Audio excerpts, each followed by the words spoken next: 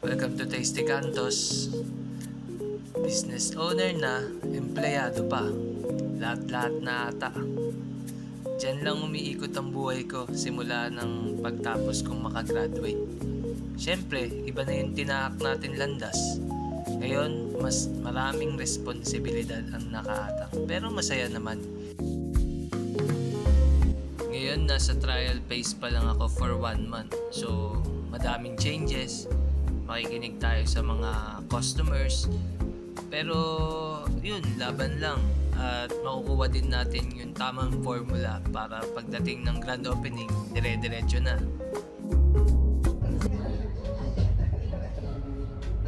Thank you, Kuya Will! Papalit ha? Thank you, Kuya Will. May sahod na. Amazing!